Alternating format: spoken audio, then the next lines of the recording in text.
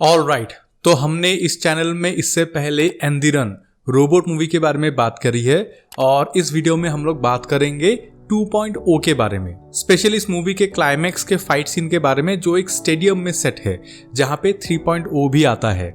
Yes, spoilers, इस movie में 3.0 भी है। सो जितना हो सके डिटेल में बात करेंगे। Stay tuned. वेलकम टू किबाकिबी। तो शायद आपको पता होगा कि 2.0 ये जो मूवी है ना, बनते वक्त इस मूवी को बहुत सारे स्ट्रगल्स से गुजरना पड़ा, major production hassles and delays.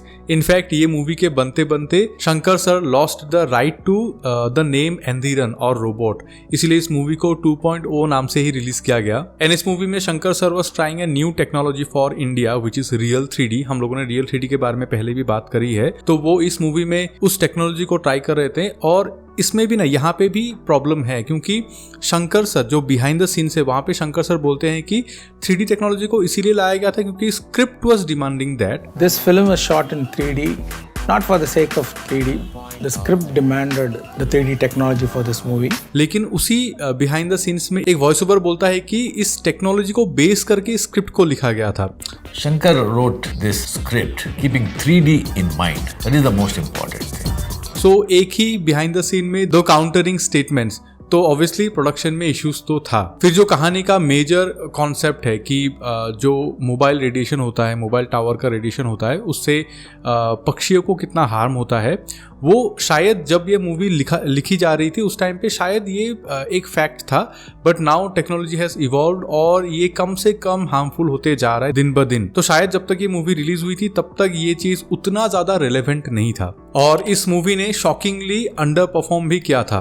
Movie flop नहीं थी, लेकिन जितना एक्सपेक्टेड था उससे अंडर परफॉर्म किया था। और मुझे अभी भी याद है कि OTT में बहुत जल्दी ही आ गया था और मैंने भी ये मूवी OTT में ही देखी है। एक ही बार देखी है, उसके बाद मुझे रिवॉच करने का उतना ज्यादा मन नहीं किया। To set the full context of the scene आपको मेरी एंदिरन रोबोट वाली वीडियो देखनी पड़ेगी क्योंकि वहां से ही कहानी कंटिन्यू होता है।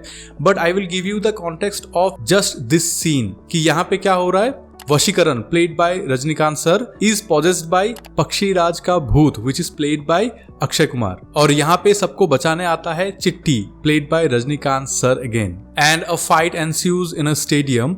और यहीं से ही, मतलब यहाँ से ही जो स्क्रीन प्ले इशू है ना, मैं आपको एक एक करके बताऊंगा, यहाँ से ही शुरू होता है क्योंकि इस सीन के शुरुआत में ही चिट्टी वशीकरण को एक गोली मारता है। And here you can see literally freeze frame. और जो VFX या डिटेलिंग का काम हुआ है, मैं इसको खराब नहीं बोलूंगा क्योंकि इस मूवी का VFX I think is one of the best, लेकिन इनकंसिस्टेंट है। क्योंकि आप देखिए इस शॉट में, देखिए यहाँ पे एक शेडो है और शेडो का काम भी उतना अच्छे से नहीं हुआ है। ऐसा लगता है कि फ्लोटिंग कुछ तो अजीब सा हो रहा है इधर। और ये गलत क्यों है पता है? क्योंकि किसी भी स्टेडियम में ना 4 लाइटें होती है और 4 लाइट होती हैं तो 4 शेडोज बनते हैं। और ये भी मैं ऐसा हवा में उस्ताद बन के बोल नहीं रहा हूँ, इसी मूवी के लेटर शॉट्स में आपको दिखेगा उन्होंने ये डिटेलिंग ऐड किया है जो 4 शेडो वाला, लेकिन इस फ्रेम में समहाउ दे मिस्ड इट, इसलिए मैंने इनकंसिस्टेंट वर्ड को यूज किया है। और जैसे ही पोजेस्ड वशीकरण वहां से गायब होता है, थोड़ा एंटिसिपेशन के बाद we can see a sea of mobile phones coming to Chitti. आप लोग देख सकते हो, this is one of the best simulations. मतलब कितना अच्छा है ये कि मोबाइल से आते आते एकदम अचानक से वो ह्यूमन फॉर्म में आ रहा है। एंड आर्टिकुलेशन को देखिए कि 4 मोबाइल फोन्स ऐसे फ्रंट में आ जाते हैं and it makes the face of Akshay Kumar. So this is brilliant in my option. ये तो हॉलीवुड लेवल का मुझे लगा और ट्रेलर में भी ये बहुत अच्छा लग रहा था। So of course they all are coming to attack Chitti और चिट्टी को अपने आप को डिफेंड करना पड़ेगा।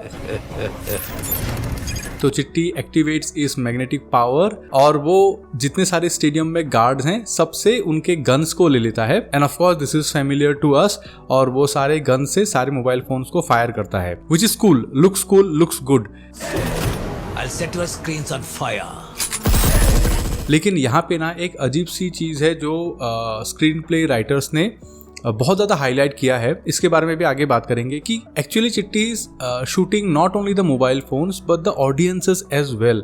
और यहाँ पे ना आउट ऑफ द वे जाके शॉट्स दिखाया गया है कि audiences are in trouble, are in danger. But जब Chitti is done killing all the bots here, all the mobile phone bots here, तो ऑडियंस ना क्लैप भी करती है एंड चीयर भी करती है। Zero balance. मतलब this was little shocking for me क्योंकि ये कोई VR एक्सपीरियंस नहीं है. This is real bullet firing in this picture and it might kill somebody. Anyway this is Shankar sir's movie, तो film making techniques are on point क्योंकि एक obstacle गया. अभी दूसरा जो मेजर बॉस फाइट है उससे पहले थोड़ा सा एंटिसिपेशन चाहिए, तो थोड़ा हवा मतलब कुछ शॉट्स है जो आपको बिल्डअप देता है कि ओके कुछ मेजर होने वाला है.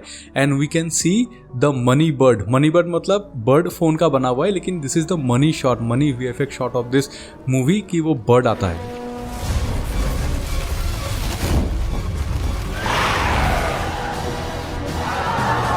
And the bird is coming to attack Chitti, लेकिन Chitti is saved by his own sphere, and this sphere is also carried forward from the previous movie, and this feels good when he is saved by this.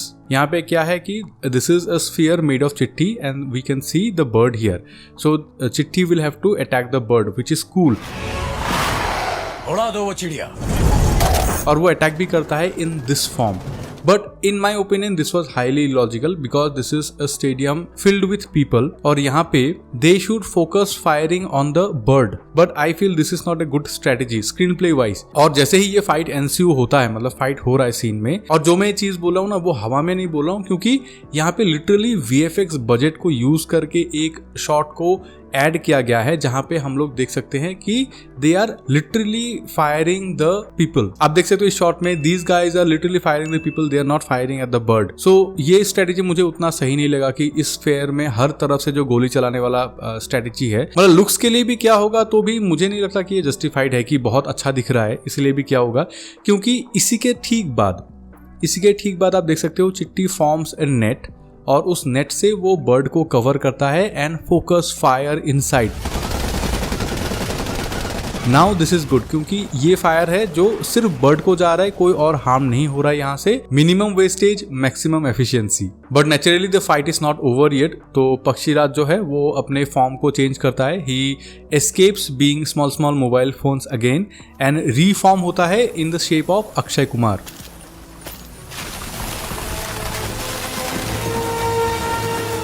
And this is one of the coolest transformation, मतलब in my opinion जो ये actually transformer मतलब Hollywood level का एक VFX आप देख रहे हो यहाँ पे.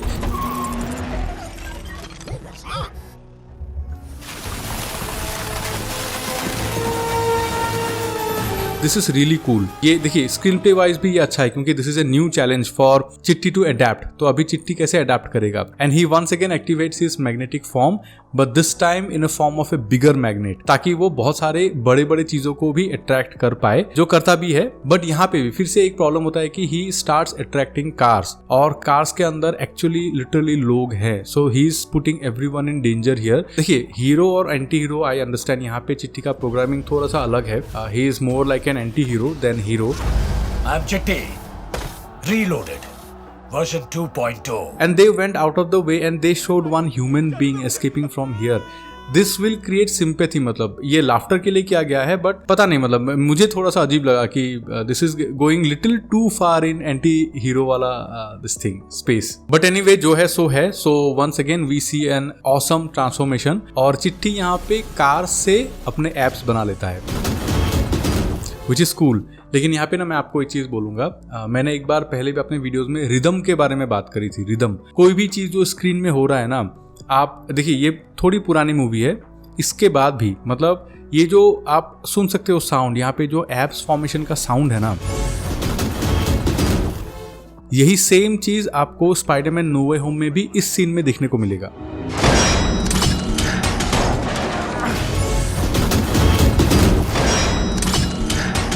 So this is how choreography, this is how rhythm works.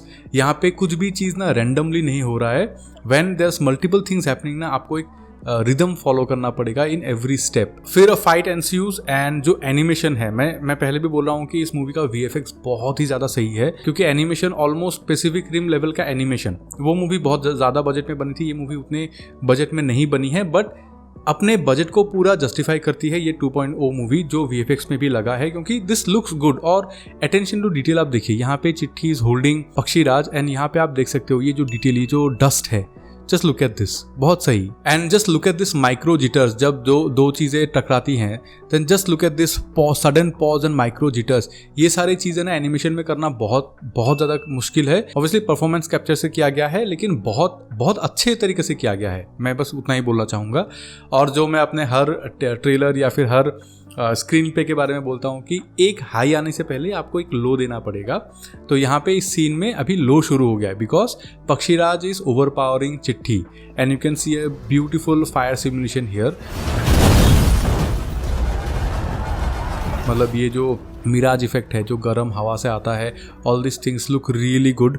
और यहाँ पे फिर से ना थोड़ा अजीब होने लगता है कि कुछ तो होता है, Chitti is coming, he demagnetize himself and suddenly Pakshiraj उसको एब्जॉर्व कर लेता है एंड देन पक्षीराज के अंदर फिर बैटरी लो। तो ऐसा लगता है कि ये जो चीज है ना कि फोर्सफुली चिट्ठी को वीक दिखाया गया, क्योंकि हमें यहाँ पे किसी और बेटर वर्जन को इंट्रोड्यूस करवाना है, if you know what I mean.